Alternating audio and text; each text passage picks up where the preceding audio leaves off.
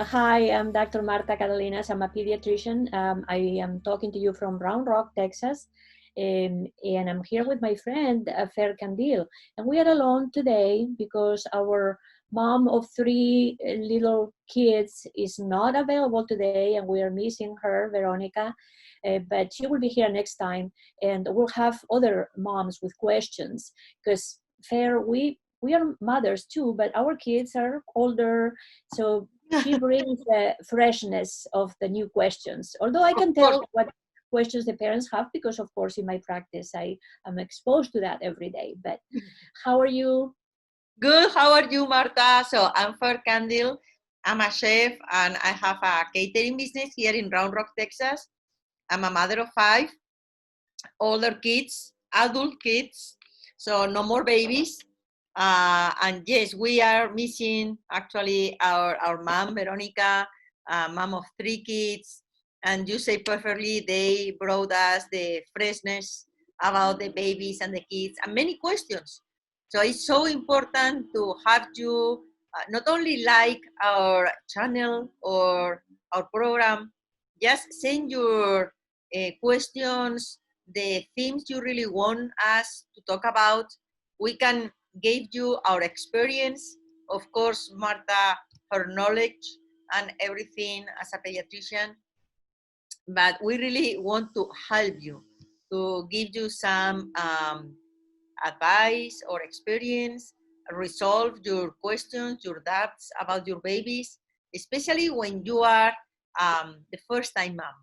So I think it's always, sometimes we never forget. I'm so happy the topic we are talking today is about the hygiene in the babies, in the newborns. How important is this topic? Because we are talking a lot now during the pandemic about washing our hands, how important is our hygiene. So we thought probably it's helping many moms or new parents when they are thinking about the hygiene of their newborn. So I remember when I had my first baby, my first boy, I was so scared, Marta, because after back home with him and start giving him some baths and everything, his skin start changing and peel it, and I was so scared because I didn't know if I use the wrong shop for him, or what I'm doing wrong. So I remember I went to the pediatrician like, look, what happened to my baby? What I'm doing wrong? So probably you are laughing when I tell you this one.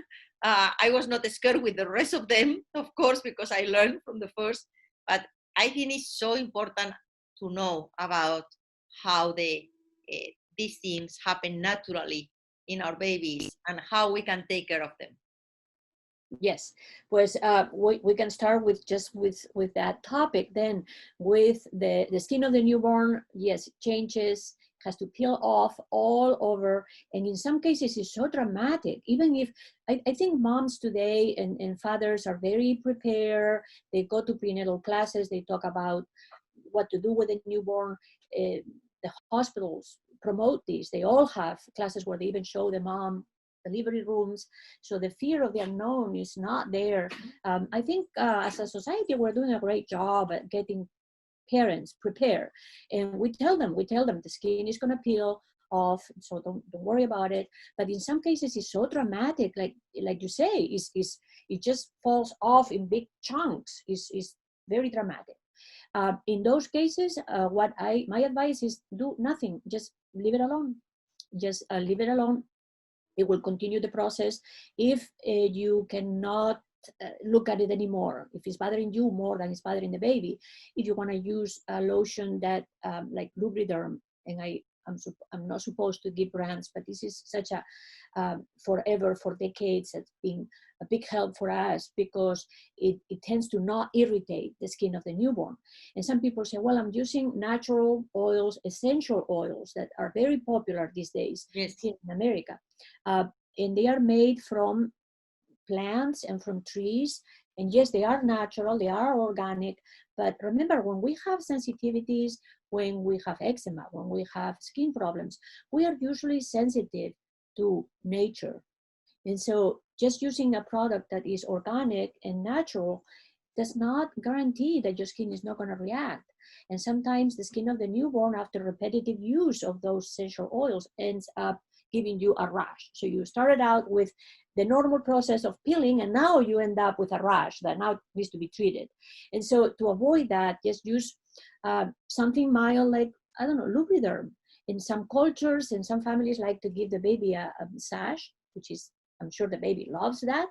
And so that serves also to facilitate the massage process, to have some Lubriderm there. But other than that, I would say do nothing. Just leave it alone. It will go away in about a month or so. It will look like new. Wow. So sometimes less is more. In this case, definitely doing nothing is the right thing to do. Yeah, that's true. That's true. And one, I think, of the things scare more or worry more the parents is about the rash on the diapers. Because some kids, for any reason, like you say, every kid is totally different. Every kid has different sensitivity on their skin. Some kids are very strong, never give you any problem with anything, no food, no hygiene or something. But other kids are really very sensitive. And more of the rash came from the diapers.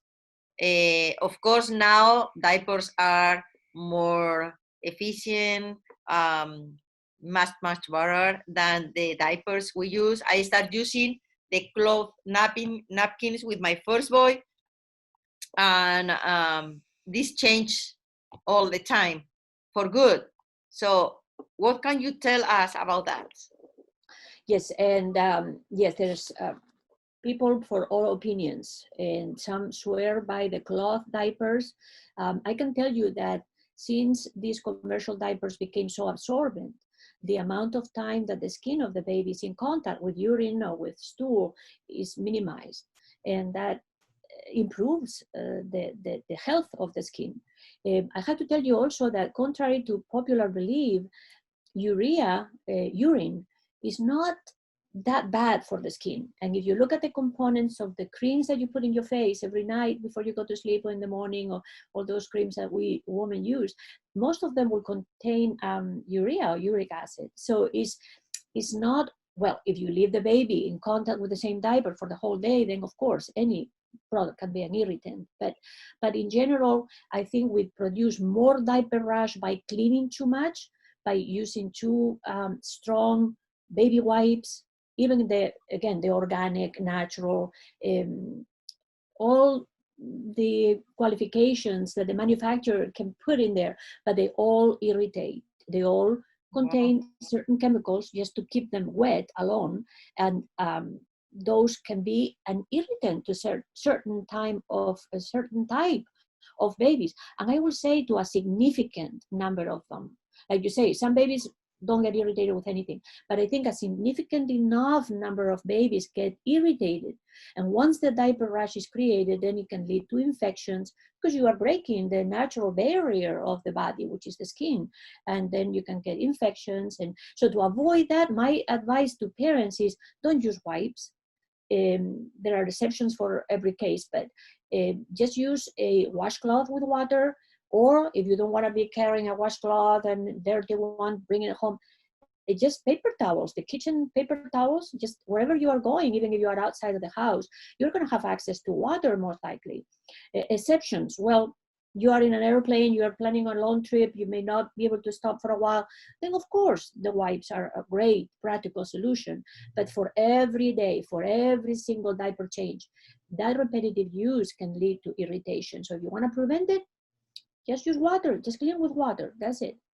Yeah, it's funny to hear that, because I remember to have one bowl with a little natural sponge for my kids, and it's what I did all the time. So the wipes was with my last one, and I use only when I travel or have to drive for a long trip, something like emergency.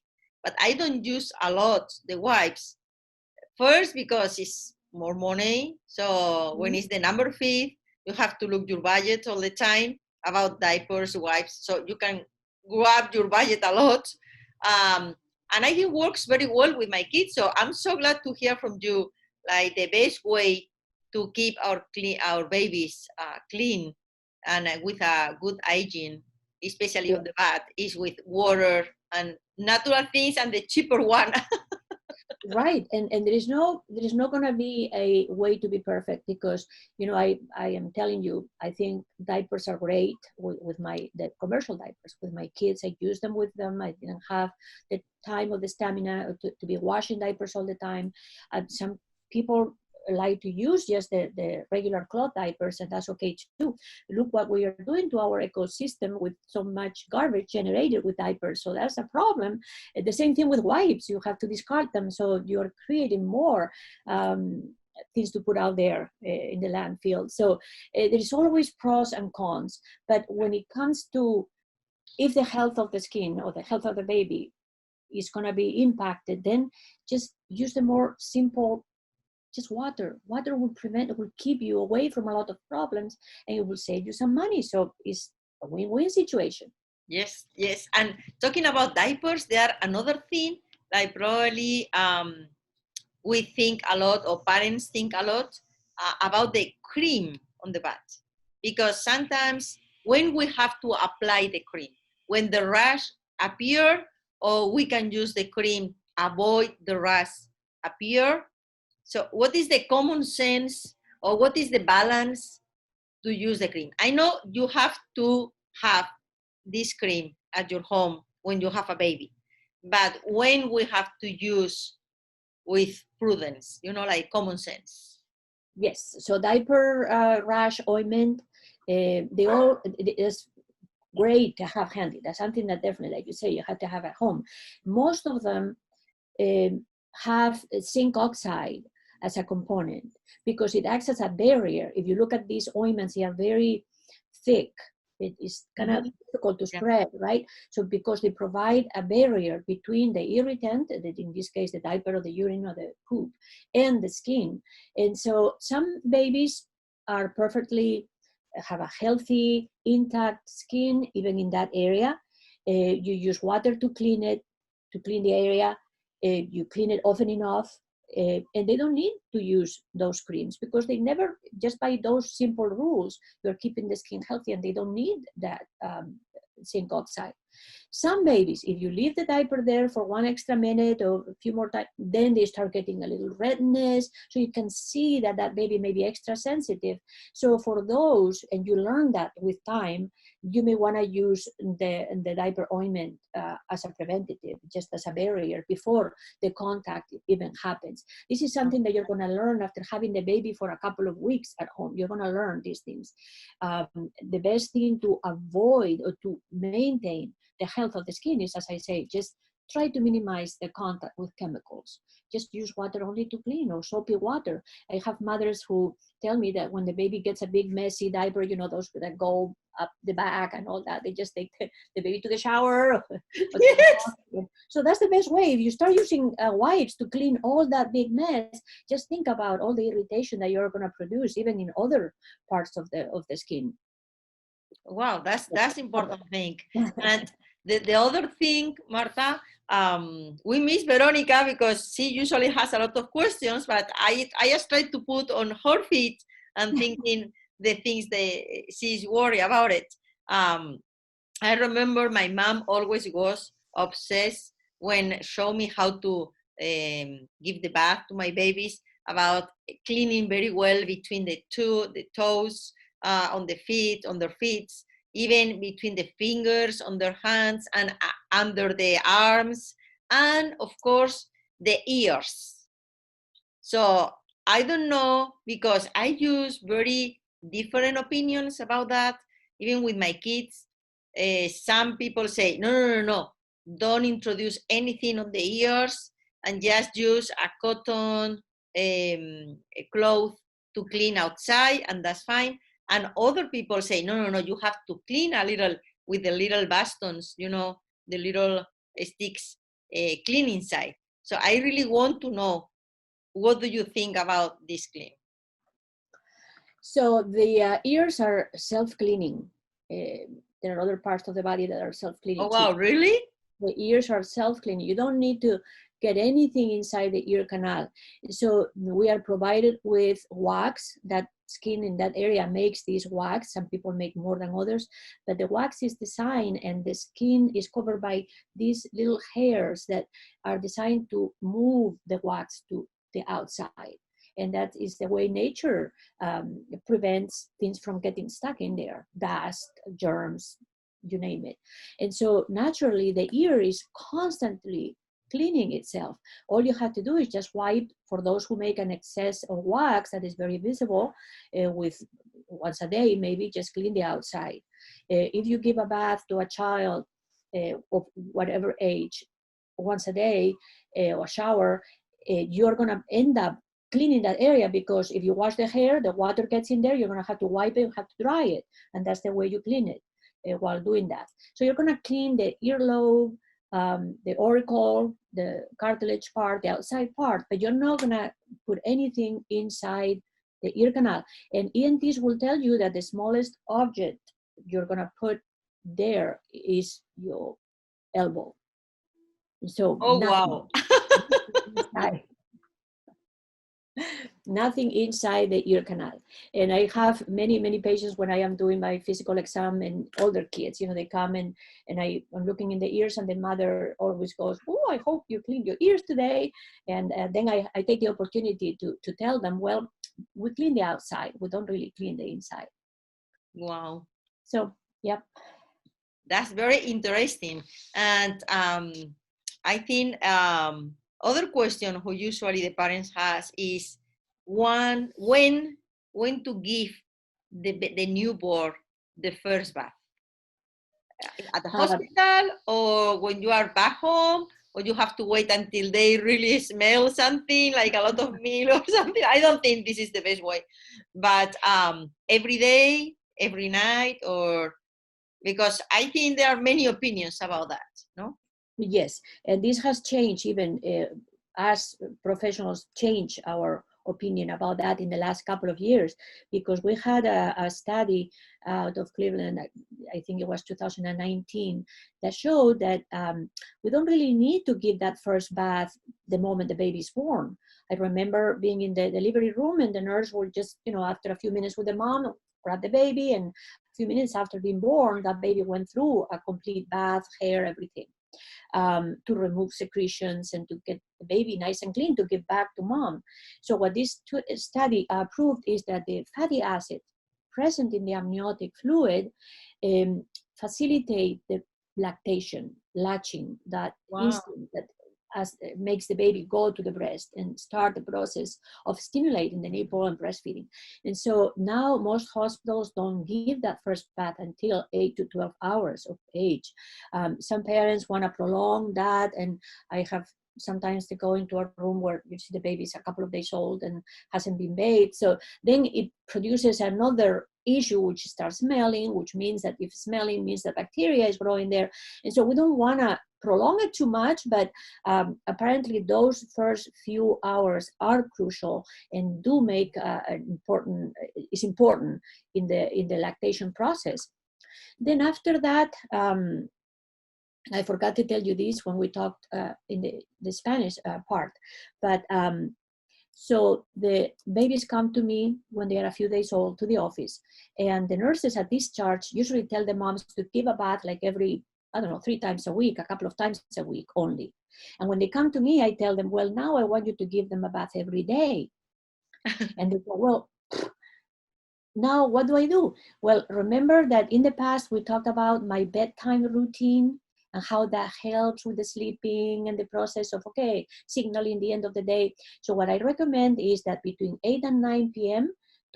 give the baby a bath. If the cord is still attached, if it's still during the first few weeks of life, you do a sponge bath with water only if you want. What irritates the skin is always the soap. The water doesn't really irritate.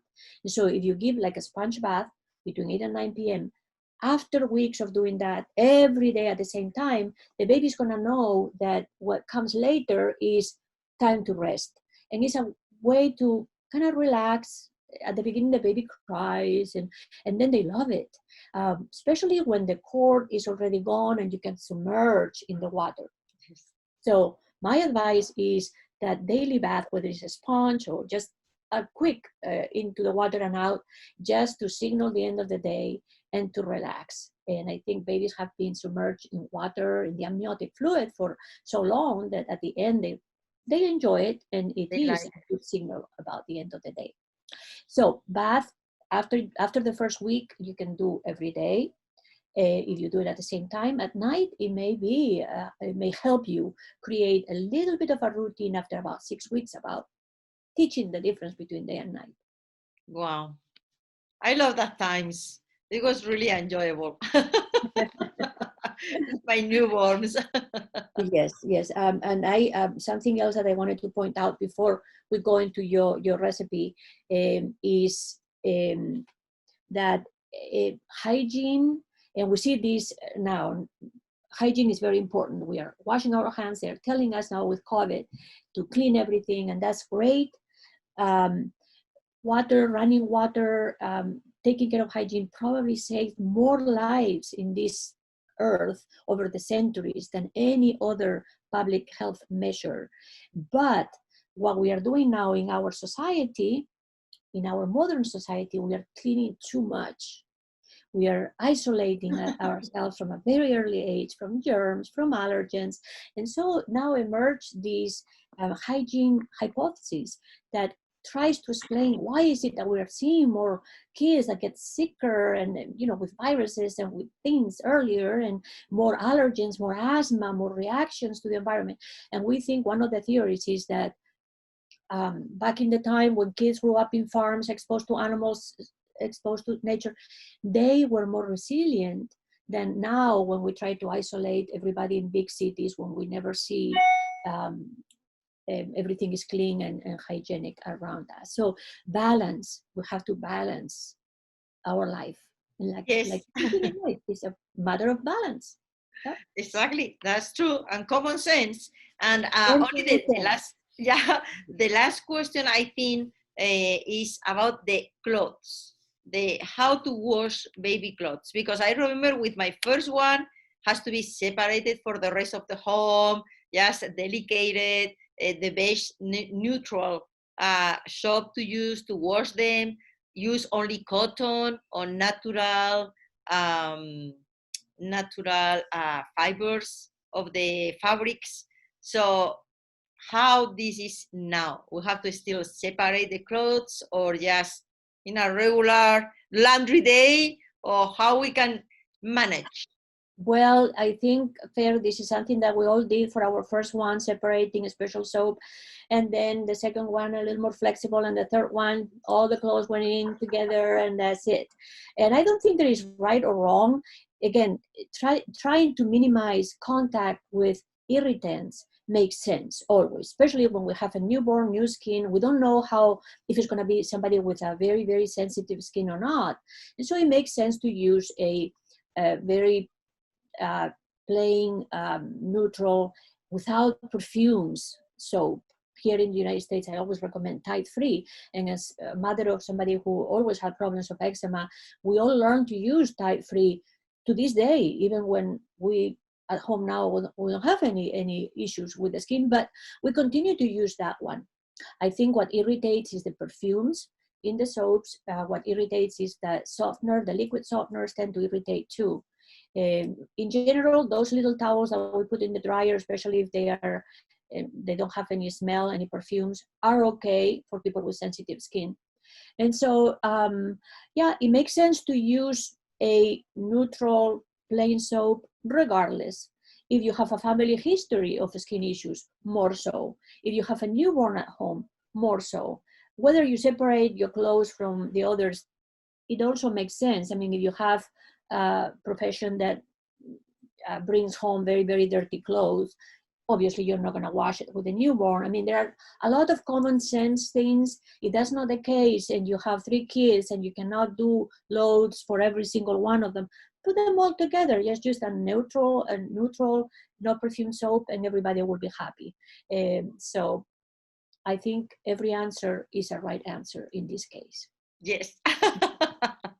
Lot of common sense, of course. Yes, And exactly. your instinct as a mother too, no? Of Right. course. So Right. I bring today a recipe, and it's funny because the other day I attend a seminar about the hygiene in the kitchen.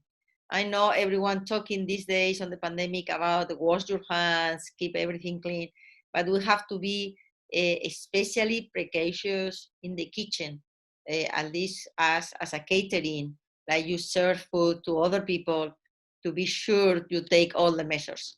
So the first thing, and I would like to start this recipe, is washing your hands as we do in our commercial kitchen professionally.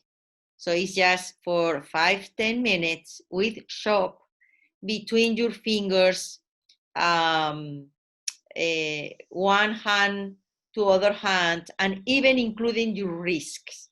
Because sometimes, especially when you are working with dough or making cookies or something, it's so important to keep your nails and your hands very, very clean. So the recipe I bring is a legumes recipe making with lentils. I think it's perfect now for fall and winter. It's like a soup, perfect for kids, so nutritive with a lot of iron and a lot of proteins. So I think it's a really great resource to afford the winter season with the flu, with the cold, with the coronavirus. Everything is gonna for sure help. And the good thing is all the kids love it. I don't know why, but this is a legume like usually the kids love very much. So this recipe is I cook the recipe in the slow cooker because it's the one I have and it's so easy for me. But you can use also your Instapot. If you don't have time, if you don't have a slow cooker, you have an Instapot. The difference is in the Instapot, you're gonna cook the lentils in 10-15 minutes, and in the slow cooker, you're gonna cook overnight or during the day for 6 hours in medium heat. So the ingredients for this recipe is gonna be like a 1 pound of lentils. They are a dry legume. So we need to hydrate it, the legume. How? During the day or overnight. I like to put overnight in cold water, just cover generously the lentils with cold water and let's rest over the night. So all the legumes, they dry, irritated, and be ready to cook. So 1 pound of lentils, bay leaves. I love bay leaves. So I use 2, 3, 4. It's just I took some and put on the lentils. 2 tablespoons of smoked paprika. If it is from Spain, much better. I like to use vegetable and beef stock. If you want to use stock, you can use water, but I think the vegetable stock or the beef stock give a really good flavor. 3 carrots, 3 potatoes, 3 garlic cloves, and salt, olive oil, and you can use smoked ham bones, like it's so easy to find in any grocery store, or in my case, I have some leftovers of a piece of smoked ham. So I just cut in pieces. You can use from Thanksgiving leftovers. If you have some smoked ham from Thanksgiving and you have leftovers, you can cut in pieces and use to make these lentils, and the flavor is gonna be really, really good. And also you can add some sausages if you like it, like chorizo, Spanish chorizo, or any Italian sausages if you want it. So it's as simple as take the lentils from your water, like you just wash all night. So remove them from the water to put on your slow cooker and start adding all the ingredients. When you put the stock, remove well with a spoon to be sure all are well mixed in cold, and connect your slow cooker for 6 hours in medium heat. The only thing is the garlic cloves. You have to smash them on your counter with a knife. Just smash them so all the flavor of the garlic go out. You can add onion if you like it. I prefer not, but it's just your flavor. So if you prefer to use it, you can use it.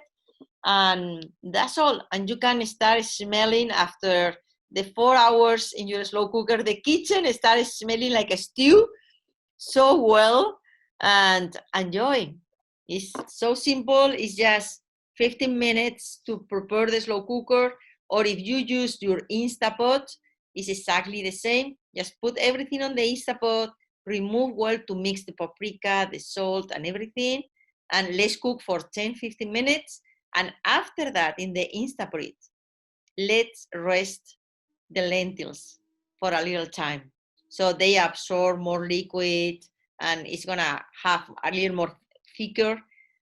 If there are a lot of liquid, the only thing you can do is just remove some lentils, use a mortar with a pestle, make like a puree, and back to the lentils, mix well, and they're gonna be a little more creamier if you like more in that way.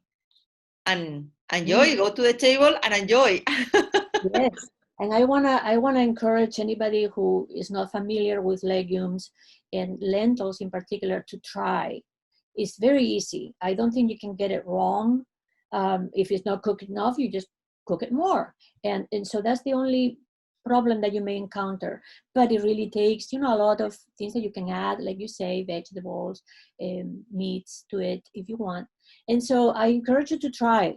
It's a classic for us. It's So, very classic. yes.